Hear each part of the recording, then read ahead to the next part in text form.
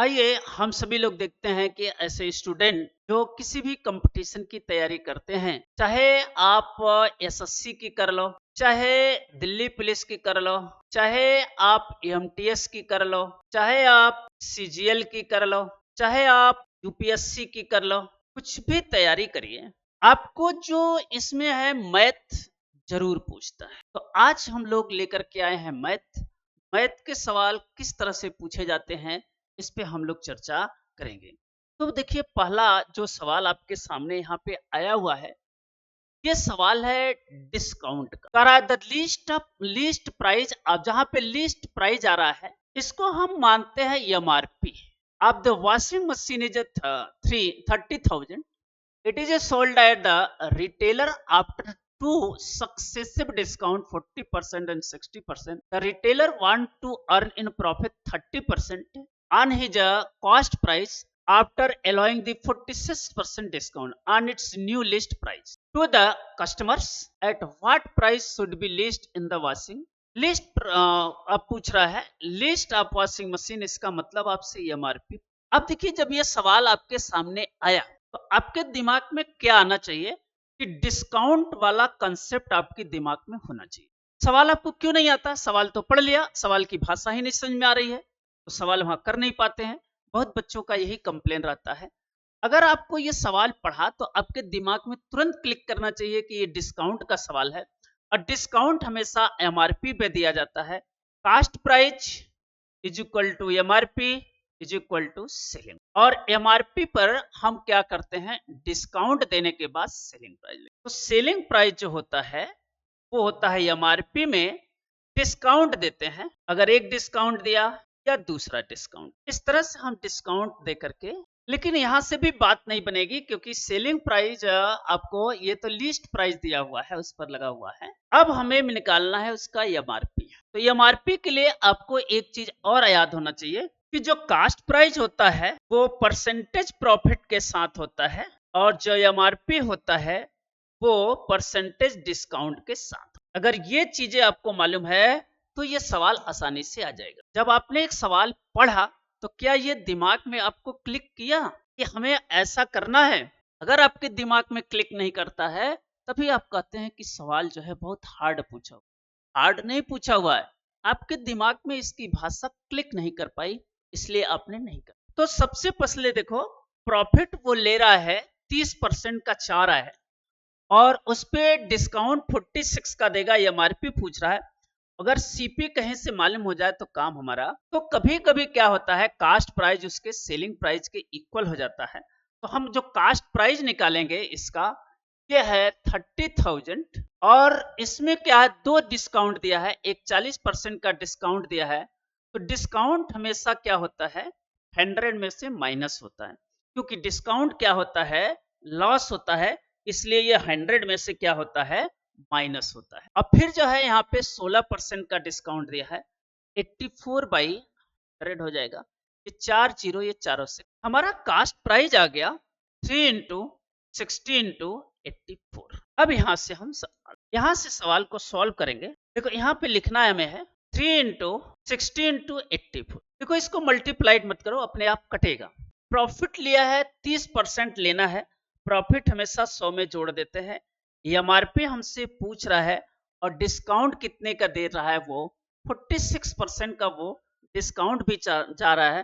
तो अगर 46 का डिस्काउंट देगा तो कितना हो जाएगा, ये 54 हो जाएगा, क्योंकि हमेशा डिस्काउंट जो है 100 में से माइनस करके लगे है। अच्छा, इसको इधर से काटेंगे तब आपको आएगा, इसको काटेंगे तो 280 आएगा, और 280 में 130 का गुणा करेंगे, 280 गुणे 130, यही बराबर एमआरपी हो जाएगा। और 280 में 130 का गुणा करेंगे, देखिए यहाँ पे डबल जीरो आ रहा है, इसका आएगा 364।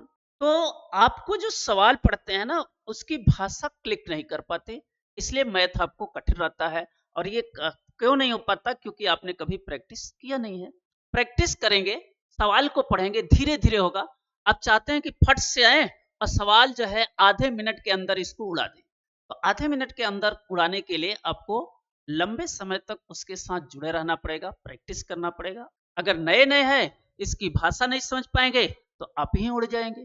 तो इसलिए ये सवाल जो है आपका क्वेश्चन नंबर हुआ। तो चलो फिर दूसरा सवाल देखते हैं, फिर दूसरा सवाल उड़ाते हैं, देखते हैं। बहुत ही सिंपल सवाल है ये क्वेश्चन, बहुत ही सिंपल है। देखेंगे पूरा सवाल दिखाई पड़ रहा है आपको बोर्ड पे। ये सवाल जो है, अगर ये सवाल आपने पढ़ा, हम भी पढ़ते हैं, देखो, a cyclist cover the first 40 kilometer of a journey 20 kilometer per hour and the next 20 kilometer 40 kilometer per hour. What is the average speed of the entire? एक साइकिलिस्ट है और यहां से चला, पहले जो है डिस्टेंस जो है 6060 किलोमीटर है, और सॉरी 4040 दिया, यहाँ पे देखो 4040 है, 4040, इसमें इसकी स्पीड कितनी है 20 किलोमीटर पर आवर, और दूसरी जो डिस्टेंस है नेक्स्ट जो है 20 किलोमीटर है, और इसमें स्पीड है इसकी 40 किलोमीटर। हमसे यहां से यहां तक जाने में एवरेज स्पीड पूछ रहा है। अब करेंगे क्या, आप दोनों को जोड़ करके आधा कर देंगे, 60 आ जाएगा, 60 ऑप्शन में दिखाई नहीं पड़ रहा, सोचेंगे 30 ही होगा। अगर आपने क्या इस सवाल को पढ़ा तो आपके दिमाग में एक क्लिक किया कि हमें एवरेज स्पीड कैसे निकलता है, तुरंत आपके दिमाग में क्लिक करना चाहिए कि अच्छा एवरेज स्पीड ऐसे आता है, तब आप सवाल जो है स्पीड से कर पाएंगे। तो पहले समझने के लिए हम लोग आराम आराम से धीरे धीरे समझते हैं, क्योंकि यहाँ पर अगर हमें एवरेज स्पीड देना पड़ेगा तो average speed is equal to total distance upon में टोटल। चलो इस बात को भी अगर दिमाग में क्लिक कर गया, देखो ये 40 किलोमीटर है, ये 20 किलोमीटर है, 60 हो जाएगा, लेकिन टाइम तो यहाँ दिया नहीं है, ये स्पीड दिया है, ये भी स्पीड दिया है। तो फिर दिमाग में आपको क्लिक करना चाहिए कि जो हमारा टाइम आता है वो टाइम इज इक्वल टू कैसे होता है, डिस्टेंस अपान में स्पीड। देखो अब ये सवाल सॉल्व होगा, ये 40 है, ये 20 है, 40 प्लस 20 और डिवाइडेड बाई, अब यहाँ पे हमें टाइम, इसका टाइम निकाल करके इसका टाइम निकाल करके प्लस करना पड़ेगा। तो टाइम कैसे निकलेगा, डिस्टेंस अपान में स्पीड। देखो डिस्टेंस दिया है, स्पीड दिया है, तो कितना हो गया 40/20, और इसका देखिए डिस्टेंस अपान में स्पीड 20/40। ऐसा नहीं कि 40/40 से कट गया, 20/20 से कट गया, 60 आ गया, नहीं कटेगा, क्योंकि यहाँ पे बीच में प्लस है। अगर मल्टीप्लाइड का चिन्ह होता तो कट जाता, ये 20 से कटेगा 2 और ये हो जाएगा हाफ, ये 2.5 हो गया, और 2.5 कटेंगे, 60 का 2.5 जो है कितना होता है 24 होता है। 60 का अगर 2.5 करेंगे तो कितना होगा 24 ही आएगा, तो 60 का 2.5 24 होता। अच्छा सॉल्व कैसे करेंगे, सॉल्व करके भी बता देते हैं। देखो 60/2 प्लस 1/2, इसे 2.5 भी लिख सकते हैं और एक जीरो बढ़ा करके काट भी सकते हैं, आ जाएगा। लेकिन अगर आप ऐसा नहीं करना चाहिए तो देखो जोड़ देंगे, 2 दूनी 4, 1 5/2, इसे लिखेंगे 60 और गुणे 2/5, 12 25 60 और 12 दूनी कितना हो जाएगा, तो यही 24 किलोमीटर पर आवर की स्पीड। तो हम सवाल को इस तरह से समझ के करते हैं, जैसा आपको यहाँ पे सवाल बता रहे हैं, समझा रहे हैं, उसी तरह से पहले हम लोग समझेंगे, फिर अपने आप स्पीड बढ़ जाएगी। ये क्वेश्चन नंबर आपके दूसरे हो गए। अगला सवाल बहुत ही निहायत जो है सिंपल है। क्वेश्चन नंबर अगला देखिए, क्वेश्चन नंबर अगला हम देखते हैं। देखो कह रहा है Madhuri can do a project work in 20। Madhuri जो है किसी काम के प्रोजेक्ट को 20 दिन में पूरा कर लेता है, और Nalini can do it 30 days. In how many days will they are completed the work together. Together माने एक साथ अगर काम कर रहे हैं तो कितने दिन में हो जाए। अब ये सवाल कहाँ का है, वर्क और टाइम का है। अगर आप कंपटीशन के दुनिया में जा रहे हैं, वर्क और टाइम का आपको चैप्टर देखते ही ध्यान में आना चाहिए कि हमें क्या करना है। देखो कुछ लोग क्या करेंगे कि दोनों मिलके पूछ रहा है तो 20 और ये 30, ये 50 हो जाएगा, 50 तो खैर ऑप्शन में है नहीं, फिर काम खराब हो जाएगा, कहेंगे कि हमें सवाल ही नहीं आता। भाई सवाल नहीं आ रहा है इसका मतलब है आपका कंसेप्ट गड़बड़ है, और मैथ में जब तक कंसेप्ट गड़बड़ रहेगा तब तक सवाल नहीं आता। तो वर्क और टाइम में देखो इसके कई ट्रिक आते हैं, इसको मेथड से नहीं करते हैं, ऐसे सवाल को हमेशा ट्रिक से करते हैं, क्योंकि मेथड में बहुत लंबा टाइम लग जाएगा। तो ऐसे हम ट्रिक भी बताएंगे, आप भी जानते होंगे, कोई किसी तरह से जानता है, कोई किसी तरह से जानता है, हम ऐसे ही आपको बताते हैं जो माधुरी है वह 20 दिन में कर रही है और जो नलिनी है वो 30 दिन में। यहाँ पे 30 और 20 लिखी है। इसका हमें एलसीएम लेना है। एलसीएम वो संख्या होती है जो इससे भी फुल्ली डिवाइड हो जाती है, इससे भी डिवाइड। यह कहलाता है टोटल वर्क। टोटल वर्क यहाँ होगा। अब इससे डिवाइड करके इसकी कैपेसिटी लिखते हैं तो 3 वर्क पर डे हो जाएगा और 30 से करेंगे 2 वर्क। माधुरी जो है एक दिन में 3 काम कर रही है और नलिनी जो है एक दिन में 2 काम कर रही है।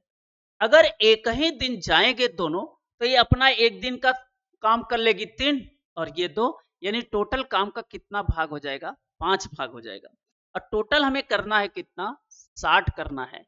अगर 60 टोटल काम करना है और ये ऐसे कैपेसिटी है, इनकी कैपेसिटी यहाँ पे लिखा जाता है तो क्या हो जाएगा? 12 25 60 12 दिन में आएगा। और देखो यहाँ पे 12 डेज दिया भी है। दिया है, सवाल कर लिए। अगर ऐसे समझ के करेंगे तो कोई भी कंपटीशन आपके लिए भारी नहीं है, आसान लगेगा और जल्द ही आप जो है क्वालिफाई कर जाएंगे। क्वेश्चन नंबर अगला देखिए। देखो, ए shopkeeper bot 6 identical mobile phone. 6 एक ही प्रकार के मोबाइल जो है 75,000 रुपीज में परचेज और he sold to this mobile phone of RS 6500। Find the gain percentage on the sale of the 2 mobiles.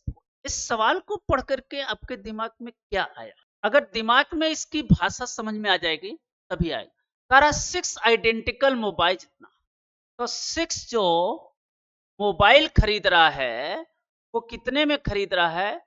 75। तो एक मोबाइल कितने में परचेज किया होगा? कास्ट प्राइस ये आ रहा है तो एक मोबाइल जो खरीदेगा 75,000 अपान में 6 खरीदेगा तो 7560 अपान 6 में कितना आ जाएगा? ये आ जाएगा 12,500। लेकिन एक नहीं दो है तो एक का इतना cost price of the 2 mobile. 2 mobile कितना हो जाएगा?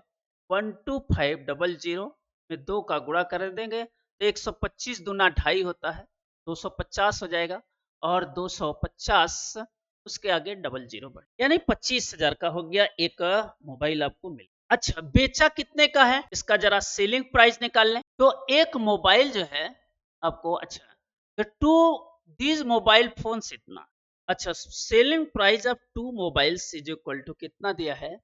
65,000 का बेचा और 25,000 का खरीदा था। इन दोनों का डिफरेंस ही उन्हें प्रॉफिट। 25,000 का खरीदा और बेचा जो है 65,000 का, तो कितना रुपया? पहले रुपया निकालेंगे, कितना रुपया प्रॉफिट लिया? 40,000। 40,000 का प्रॉफिट कमाया इंटू 100 और डिवाइडेड बाई कास्ट प्राइस 25,3030 से कट गया 25 चौके 100, 4 चौके 16। देखो कितने परसेंट आया? 160% का प्रॉफिट हुआ। इस तरह से उसे कितने का प्रॉफिट हो गया? 160% का प्रॉफिट हुआ। तो इस तरह के सवाल के लिए, इस तरह के कंसेप्ट के लिए आप हमारे साथ जुड़े रहिए, द्रोणा इंस्टीट्यूट के साथ जुड़े रहिए। आपका कोई भी कंपटीशन है, मैथ में कोई भी प्रॉब्लम नहीं होगा। ये सारे प्रीवियस ईयर के क्वेश्चन है, अभी हाल के ही एक क्वेश्चन है, बहुत पुराने क्वेश्चन नहीं है। ये सारे क्वेश्चन 2026 के हैं, बल्कि फैब के ही है। फैब का एक एग्जाम हुआ था, उसमें ये सवाल पूछा हुआ है। तो अभी फैब का पिछले महीने का है, तो इसका मतलब है कि अगर आपकी तैयारी इस तरह से हो जाएगी तो आप जो है पास कर जाएंगे। तो हमें इसी बेस पर आपके साथ प्रैक्टिस करना है। आप हमारे साथ जुड़े रहिए। तब तक सभी स्टूडेंट को तहे दिल से धन्यवाद।